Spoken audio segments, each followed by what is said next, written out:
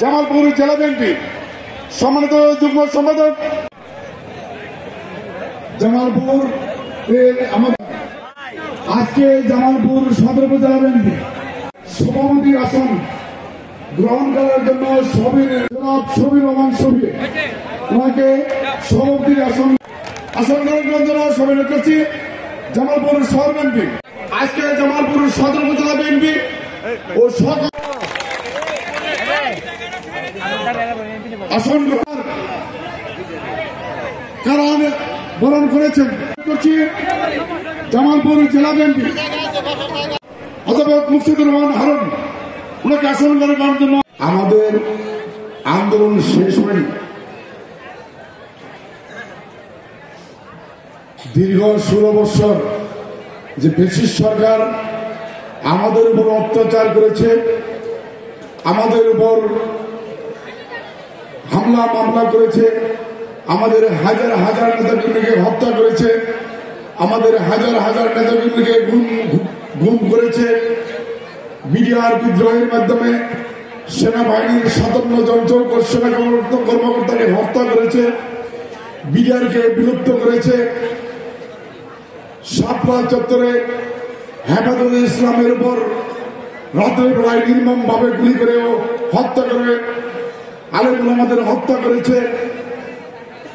সর্বশেষ বৈষম্য বিরোধী আন্দোলনে ছাত্র জনতাকে অল্প কয়েকদিনের মধ্যেই হাজার হাজার ছাত্র জনতাকে যে হত্যা করেছেন সাবেক বৈধ প্রধানমন্ত্রী শেখ হাসিনা। আমরা এই শেখ হাসিনার বিচার চাই।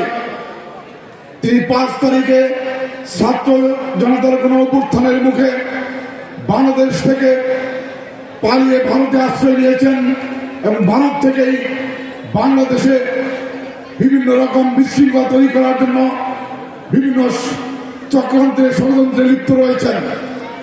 আমরা দাবি করতে চাই অনতিবিলম্বে শেখ হাসিনা সহ তার মন্ত্রী পরিষদ বিগত সময় যারা লুটপাট সন্ত্রাসী কর্মকাণ্ডে জড়িত ছিল তাদেরকে অনতিবিলম্বে বাংলাদেশে ফেরত আনতে হবে। যেখানে তারা পলাতক থাকুক তাদেরকে গ্রেপ্তার করতে হবে এবং বাংলাদেশের মাটিতে এনে তাদের বিচারের আওতায় এনে তাদেরকে ফাঁসির কাছে ঝুলাতে হবে। পাশাপাশি এই সন্ত্রাসী নেত্রীর যে সংগঠন বাংলাদেশ আওয়ামী লীগ যুবলীগ সহ সকল সংগঠনের অনতিবিলম্বে নিষিদ্ধ ঘোষণা করতে হবে। সমস্ত সংগঠনকে সন্ত্রাসী সংগঠন হিসেবে চিহ্নিত করতে হবে। যে পর্যন্ত এই শেখ হাসিনার বিচার না হবে, যে পর্যন্ত এই বাংলাদেশ আওয়ামী লীগ যুবলীগ এদেরকে নিষিদ্ধ ঘোষণা করতে না হবে সে পর্যন্ত আমাদের আন্দোলন শেষ হয়নি। আমাদের আগাম বিগত দিনেও আমরা জামালপুরে আমাদের প্রিয় নেতা জামালপুর জেলা বিএনপির সাধারণ সম্পাদক, কেন্দ্রীয় নির্বাহী বিএনপির সহ সাংগঠনিক সম্পাদক, জামালপুর সদরবাসী আমাদের সকলের প্রিয় নেতা আগামী জাতীয় সংসদ নির্বাচনে যিনি জামালপুর সদর থেকে কনস্টিটিউয়েন্সি গিয়ে নির্বাচন করবেন তিনি আমার নেতৃত্বে বিগত দিনে ঐক্যবদ্ধ ছিলাম, এখনো ঐক্যবদ্ধ আছি এবং আগামী দিনেও ঐক্যবদ্ধ থাকব। আমরা এই শেখ হাসিনার বিচার আওয়ামী লীগ নিষিদ্ধের পর অনতিবিলম্বে যে একটি নির্বাচন হবে সেই জাতীয় নির্বাচনে আমরা জামালপুর সদর থেকে যে পর্যন্ত আমাদের প্রিয় নেতাকে প্রতিটি কেন্দ্র থেকে জামালপুর সদরের প্রতিটি কেন্দ্র থেকে বিজয় অধ্যাপক মুফতিদুর রহমান হারুন ওনাকে আসন গ্রহণ করার জন্য। আমরা দেখেছি তারেক রহমানকে যখন আদালতে নেওয়া হয় তারেক রহমান মৃত্যু যন্ত্রণায় কাতরাচ্ছেন। আল্লাহর অশেষ সহমতে আপনাদের দোয়ায় তারেক রহমান বেঁচে গিয়েছেন। ইতিহাসে সম্মান করে নাম লেখা হয়েছে বেগম খালেদা জিয়া তার 2 সন্তানকে মৃত্যুর মুখে রেখেও সেদিন সেই অনির্বাচিত সরকার মনিরুদ্দিন ফখরুদ্দিনকে বলেছিলেন যে বাংলাদেশের বাইরে আমার কোনো ঠিকানা নাই, আমি যদি বাঁচি বাংলাদেশে বাঁচবো, মরলেও বাংলাদেশে মরবো। এই হচ্ছে অবিসংবাদিত নেত্রী বেগম খালেদা জিয়া। যে বেগম খালেদা জিয়াকে আমরা দেখেছি যে 2006 সালের সেই অনির্বাচিত সরকার মনিউদ্দিন ফখরুদ্দিনের সাথে ষড়যন্ত্রের অংশ হিসেবে শেখ হাসিনা আবার বাংলাদেশে ফেরত আসলেন। একটি সাজানো প্রহসনের রাবার স্ট্যাম্প নির্বাচন করা হলো। যে নির্বাচনে বাংলাদেশ আওয়ামী লীগ একক সংখ্যাগরিষ্ঠতার জোর দেখিয়ে রাষ্ট্র ক্ষমতা দখল করলেন।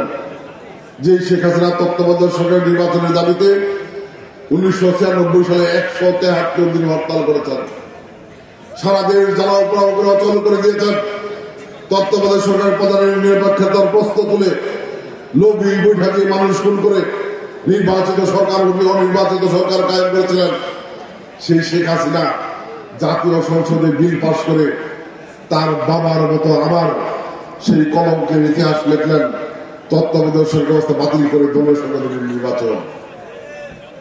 সেই দলীয় সরকারের নির্বাচন হয়েছে 2014 সাল। আপনারা দেখেছেন টেলিভিশনের পর্দায় পত্রিকায় ছবি ছাপানো হয়েছে, ভোট কেন্দ্রে ভোটার নাই, শিয়াল কুকুর শুয়ে ঘুম পাড়ছে। এই জাতির মানুষগুলো 2014 সালের নির্বাচনকে শিয়াল কুকুর মার্কা নির্বাচন হিসেবে আখ্যায়িত করেছিলেন। শতকরা 10 ভাগ মানুষ নির্বাচনে অংশগ্রহণ করে নাই, তারপরেও শেখ হাসিনা জোর করে ক্ষমতার মস্তক দখল করেছিলেন। 2018 সালের জাতীয় নির্বাচন দলীয় সরকারের অধীনে, শেখ হাসিনার অধীনে। শেখ হাসিনা বুঝতে সক্ষম হয়েছিল বেগম খালেদা জিয়ার নেতৃত্বে যেভাবে সারা বাংলাদেশের মানুষ ঐক্যবদ্ধ হয়েছে, যদি বেগম খালেদা জিয়াকে জেলখানায় ঢুকানো না যায় তাহলে তার সেই ষড়যন্ত্রের নির্বাচন বাস্তবায়ন করতে পারবে না। আমরা দেখলাম 2018 সালে হঠাৎ করে আজ্ঞাবহ বিচারক দিয়ে আলাদা করে আদালত বসানো হলো বেগম খালেদা জিয়ার নামে দায়েরকৃত একটি মিথ্যে সাজানো ভিত্তিহীন হাস্যকর মামলা। যে বেগম খালেদা জিয়ার জীবনের বেশিরভাগ সময় এদেশের গণতন্ত্র মুক্তির জন্য সংগ্রাম করেছেন, যে বেগম খালেদা জিয়া এই দেশের সবচেয়ে বেশি ত্যাগ স্বীকার করেছেন, যে বেগম খালেদা জিয়াকে বাংলাদেশের মানুষ 3 বার প্রধানমন্ত্রী বানিয়েছে, যে বেগম খালেদা জিয়া বাংলাদেশে যতগুলো নির্বাচন হয়েছে প্রতিটি নির্বাচনে বিপুল ভোটে নির্বাচিত হয়েছে, যে বেগম খালেদা জিয়ার স্বামী স্বাধীনতার ঘোষক, যে বেগম খালেদা জিয়ার স্বামী সেনাবাহিনীর প্রধান ছিলেন, বাংলাদেশের রাষ্ট্রপতি ছিলেন, সেই বেগম খালেদা জিয়ার রাজনৈতিক জীবনে বিন্দু মাত্র কলঙ্কের ছাপ ছিল না। আর সেই বেগম খালেদার নামে মিথ্যে মামলা দেওয়া হলো উনি নাকি এতিমের টাকা আত্মসাৎ করেছেন। এরকম একটি হাস্যকর মিথ্যে কাহিনী মামলা দিয়ে বেগম খালেদা অন্যায়ভাবে জেলখানায় ঢোকানো হলো। 2.5 বছরের বেশি সময় জেলখানায় রাখানো হয়েছে। বেগম খালেদা জিয়াকে জেলখানায় রেখে 2018 সালে জাতীয় নির্বাচন শেখ মুজিবের কন্যা শেখ হাসিনা জাতির উদ্দেশ্যে বক্তৃতায় বললেন, আমি শেখ মুজিবের কন্যা, যেন তেন নির্বাচন করে ক্ষমতায় যেতে চাই না, আপনারা নির্বাচনে আসেন, সুষ্ঠু নির্বাচন হবে। গণতন্ত্রের স্বপ্নে বিভোর হয়ে আমরা বিশ্বাস করেছিলাম যে হয়তো কি সুষ্ঠু নির্বাচন হবে, জনগণ ভোট দেওয়ার সুযোগ পাবে। আমরা আমাদের অনুসংবাদিত নেত্রী বেগম খালেদা জিয়াকে জেলখানায় রেখে বিএনপির লক্ষ লক্ষ নেতাকর্মীর বিরুদ্ধে মিথ্যে মামলা, অসংখ্য নেতাকর্মীকে জেলখানায় রেখে আমরা নির্বাচনে অংশগ্রহণ করেছিলাম। আমার সৌভাগ্য হয়েছিল 2018 সালের নির্বাচনে বিএনপি ধানবিশেষ প্রতীকে আমাকে মনোনয়ন দিয়েছিলেন। আপনারা দেখেছেন 2018 সালের জাতীয় নির্বাচনের চিত্র। আমি এই কেন্দ্রীয় আইনে এসেছিলাম ভোট চাইতে। আমি যখন কেন্দ্রীয় আইনে ঢুকছি সাথে সাথে আমার গাড়ি বহরে হামলা করা হয়েছে। আমার সাথে আমার থানা বিএনপির সাধারণ সম্পাদক এই কেন্দ্রীয় সন্তান আমাদের গাড়ি বহরে হামলা করে এখান থেকে আমাদেরকে ভোট চাইতে দেওয়া হয় না। নিরাপত্তার স্বার্থে আমরা এই এলাকা ত্যাগ করে চলে যাই। আমি জামালপুরের পুলিশ প্রশাসনকে ঘটনাটির সাথে সাথে জানাই। রাত্রিবেলা দেখলাম আমার থানা বিএনপির সাধারণ সম্পাদক সহ আমার এই ইউনিয়নের বিএনপি এবং অঙ্গ সংগঠনের নেতাকর্মীদের বিরুদ্ধে মামলা। 2018 সালের নির্বাচন আপনারা দেখেছেন যে এমন নির্বাচন, সুষ্ঠু নির্বাচন হয়েছে, জনগণকে বিন্দু মাত্র পরিশ্রম করতে হয় নাই, কষ্ট করতে হয় নাই। রাতের বেলা জনগণ খেয়ে দিয়ে ঘুমিয়ে পড়েছে, আর ওই পতিত স্বৈরাচারের প্রধান শেখ হাসিনা তাহাজ্জুদের নামাজের কথা বলে পুলিশ সহ রাষ্ট্রযন্ত্রগুলোকে দলীয় যন্ত্র হিসেবে ব্যবহার করে রাতের অন্ধকারে মিছিল মেরে নির্বাচন শেষ করে দিয়েছে। আমরা আবার গণতন্ত্রের মুক্তির সংগ্রামে স্বপ্নে বিভোর হয়ে আবার আমরা আন্দোলন শুরু করলাম। নিরপেক্ষ সংসদের নির্বাচনের মধ্য দিয়ে এই বাংলাদেশের গণতন্ত্র ফিরিয়ে আনতে হবে। দীর্ঘ 17 বছর আমরা সংগ্রাম করেছি। এই সংগ্রাম করতে গিয়ে অবসংবাদী দেশটি বেগম খালেদা জিয়া অন্যায়ভাবে জেলের শিকার হয়েছেন। পরবর্তী সময় তাকে গৃহবন্দী করে রাখা হয়েছিল, তাকে চিকিৎসার সুযোগটুকু পর্যন্ত দেওয়া হয় নাই। আমাদের নেতা বিএনপির ভারপ্রাপ্ত চেয়ারম্যান জনাব তারেক রহমান রাজনীতিতে আসার সাথে সাথে আওয়ামী লীগ মিথ্যাচার শুরু করেছিলেন। তারেক রহমান দুর্নীতিবাজ, তারেক রহমান নাকি হাজার হাজার কোটি টাকা বিদেশ পাচার করেছে। আওয়ামী লীগ টানা 16 বছর ক্ষমতায় ছিল, তারেক রহমানের বিরুদ্ধে একটি দুর্নীতি প্রমাণ করতে পারে নাই, বরং অন্যায়ভাবে আদালতকে ব্যবহার করে তারেক রহমানকে অন্যায়ভাবে সাজা দেওয়া হয়েছিল যাতে তারেক রহমান বাংলাদেশে ফেরত আসতে না পারে। বিএনপির সাবেক এমপি ইলিয়াস আলী, আমাদের ঢাকা সিটি কর্পোরেশনের নির্বাচিত কমিশনার চৌধুরী আলম সহ আমাদের 4,500 নেতাকর্মীকে হত্যা গুম করা হয়েছে। বিএনপির 38 লক্ষ নেতাকর্মীর বিরুদ্ধে মিথ্যে গাইবি মামলা দেওয়া হয়েছে। বিএনপির হাজার হাজার নেতাকর্মীকে অন্যায়ভাবে গ্রেপ্তার করে জেল খেলায় ঢোকানো হয়েছে। তারপরেও বিএনপি অবিচল সংগ্রাম চালিয়ে গিয়েছে। এমনি একটি অবস্থায় 2024 সালের নির্বাচন, বিএনপি অনেকেই বলেছেন যে বিএনপি নির্বাচনে গেলে বিএনপি ক্ষমতার মস্তদে যেত। বিএনপি ক্ষমতার লোভ ছেড়ে দিয়ে শুধুমাত্র বাংলাদেশের গণতন্ত্র প্রতিষ্ঠার স্বার্থে, জনগণের মুক্তির স্বার্থে বিএনপি ক্ষমতার লোভ ছেড়ে দিয়ে আন্দোলন সংগ্রাম করেছে। 2024 সালের নির্বাচন আমি দাবি নির্বাচন। নৌকা নিয়ে যারা নির্বাচন করেছে তারাও আওয়ামী লীগের, তাদের প্রতিদ্বন্দ্বী যারা ছিল তারাও আওয়ামী লীগের। এরকম একটি প্রশ্নের নির্বাচন দিয়ে ক্ষমতার মস্তক দখল করা হল। বিএনপি বিন্দু মাত্র বিচ্যুত হয় নাই। বিএনপি অবিরাম সংগ্রাম চালিয়ে গিয়েছে। এই সংগ্রামের একটি পর্যায়ে এসে এদের সাধারণ ছাত্র ছাত্রীরা তাদের ন্যায্য দাবি পুনঃসংস্কারের নামে আন্দোলন শুরু করেছিলেন, বৈষম্য বিরোধী আন্দোলন শুরু করেছিলেন। শেখ হাসিনা যে কায়দায় বিএনপির আন্দোলনকে দমন করেছেন, স্বৈরাচারী কায়দায় গুলি চালিয়ে ছাত্র আন্দোলন দমন করার চেষ্টা করেছিলেন। কিন্তু ঢাকায় ছাত্রদের গুলি চালানোর পরে এই আন্দোলন সারা বাংলাদেশে অগ্নিস্ফুলিঙ্গের মতো এই আন্দোলন রূপ পেয়েছে। সারা দেশের ছাত্র সমাজ রাজপথে নেমে এসেছে। একটি পর্যায়ে বিএনপির ভারপ্রাপ্ত চেয়ারম্যানের নেতৃত্বে বিএনপির সমর্থনের মধ্য দিয়ে সারা বাংলাদেশের মানুষ এই আন্দোলনের সাথে একত্রতা ঘোষণা করেছে এবং একটি পর্যায়ে এই ছাত্র আন্দোলন গণ আন্দোলনের রূপ নেয় এবং এই গণ আন্দোলনের মুখে 5 আগস্ট শেখ হাসিনা ক্ষমতার মস্তক ছেড়ে পদত্যাগ করে পালিয়ে যেতে বাধ্য করেছে। কিন্তু আমরা আমাদের অসংখ্য ছাত্র যুবক জনতা যারা যাদের জীবন দিয়ে তাজা প্রাণ দিয়ে এই স্বাধীন বাংলাদেশ আমাদেরকে উপহার দিয়ে গেছেন, আমি সেই সমস্ত বীর শহীদ ছাত্র জনতার আত্মার প্রতি শ্রদ্ধা নিবেদন করছি। প্রিয় ভাইরা, সেই বিএনপির নেতাকর্মী ছাত্র জনতার আত্মহতির মধ্য দিয়ে আমরা যে স্বাধীন বাংলাদেশ পেয়েছি, 5 আগস্ট তারেক রহমানের নেতৃত্বে এই বাংলাদেশ আমরা আমাদের স্বপ্নের বাংলাদেশ নিয়ে যেতে চাই। যে স্বপ্নের বাংলাদেশের জন্য আমরা দীর্ঘ 17 বছর সংগ্রাম করেছি, এই সংগ্রাম করার কারণে সারা বাংলাদেশে জামালপুরেও বিএনপির কয়েক হাজার নেতাকর্মী হামলা মামলা মিথ্যে গাইবি মামলা জেল জুলুম নির্যাতনের শিকার হয়েছে। আমাদের বিএনপির নেতাকর্মীদের বাড়ি বাড়ি হামলা করা হয়েছে, অনেকের ব্যবসা প্রতিষ্ঠানে হামলা করা হয়েছে, অনেকেই শারীরিকভাবে নির্যাতন করা হয়েছে, অন্যায়ভাবে গ্রেপ্তার করে মিথ্যে গায়েবী মামলা দেওয়া হয়েছে, তারপরেও আমরা এই সংগ্রাম চালিয়ে গিয়েছিলাম। আজকে আমার কাছে শুকরিয়া করি যে আমাদের এই সংগ্রামের ফসল ছাত্র জনতার আত্মহতির মধ্য দিয়ে আজকে স্বৈরাচার শেখ হাসিনা গুন্ডাঘাত মুক্ত, লুটেরা মুক্ত, দুর্নীতি দুঃশাসন মুক্ত, জুলুম মুক্ত, সন্ত্রাস মুক্ত বাংলাদেশ আমরা পেয়েছি।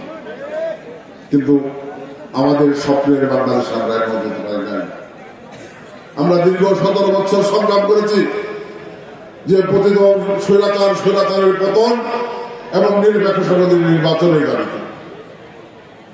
আজকে আমরা স্বৈরাচারের পতন ঘটাতে সক্ষম হয়েছি, কিন্তু আমরা সুষ্ঠু নির্বাচনের মধ্য দিয়ে জনগণের ভোটে নির্বাচিত সরকার প্রতিষ্ঠা করতে পারি নাই। জনগণের ভোটে নির্বাচিত সরকার জনগণের কল্যাণে কাজ করে, জনগণের ভোটে নির্বাচিত সরকার জনগণের কাছে জবাবদিহি করে।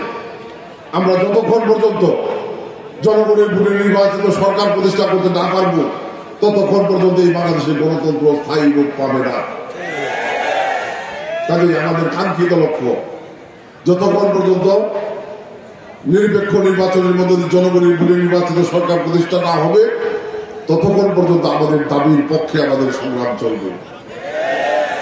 কিন্তু আমরা দুর্ভাগ্যজনকভাবে লক্ষ্য করছি যে আজকে পতিত স্বৈরাচার শেখ হাসিনা উনি জন আন্দোলনের মুখে পালিয়ে গিয়ে তার বোনকে, সহোদর বোনকে নিয়ে, আদরের বোনকে নিয়ে তার মেয়ে আগে থেকেই ভারত অবস্থান করছিলেন।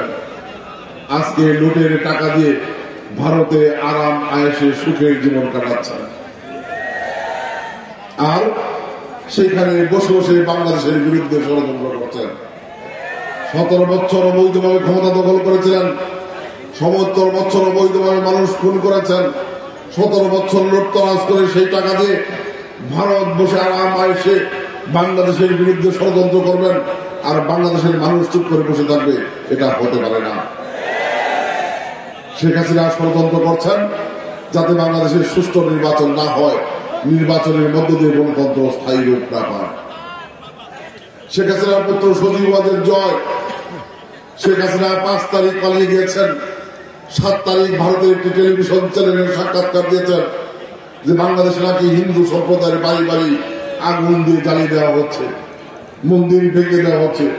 অথচ আমরা দেখেছি 5 তারিখের পরে আমাদের ভারপ্রাপ্ত চেয়ারম্যান জনাব তারেক রহমানের নেতৃত্বে সারা বাংলাদেশের বিএনপির নেতাকর্মীরা দিন রাত হিন্দু সম্প্রদায়ের বাড়িঘর এবং তাদের সেই মন্দির পাহারা দিয়েছেন।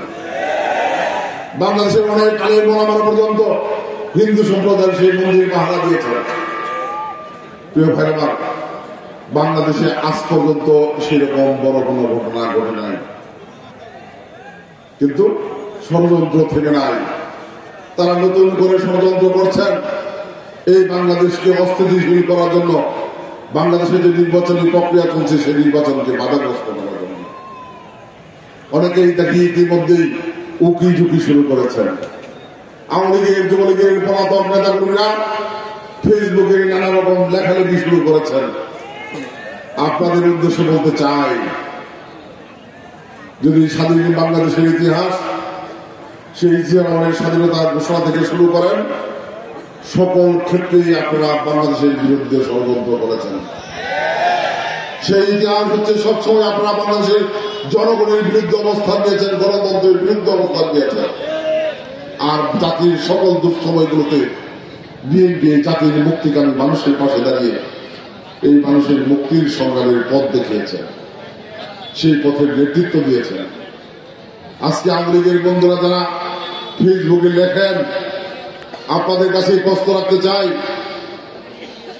যে আপনাদের নেত্রী এমনই নেত্রী যে উনি 5 আগস্ট আপনাদেরকে কোনো দিক নির্দেশনা না দিয়ে শুধুমাত্র নিজের জীবন রক্ষার প্রয়োজনে আপনাদেরকে ফেলে উনি ভারত চলে গেলেন। আবার সেই পলাতক নেত্রীকে নিয়ে আপনারা গর্ব করে, অহংকার করে ফেসবুকে পোস্ট দেন, লজ্জা করে, ঘৃণা করে। কথা পরিষ্কার, বাংলাদেশের মানুষ বুঝতে সক্ষম হয়েছে। আপনাদের নেত্রী শেখ হাসিনার নেতৃত্বে আপনারা রাষ্ট্রীয় ক্ষমতা দখল করার পরে এই বাংলাদেশের রমজান ঘটে বলে সাংস্কৃতিক কর্মীদের উপর বোমা হামলা চালিয়ে নির্বিচারে হত্যা করেছেন।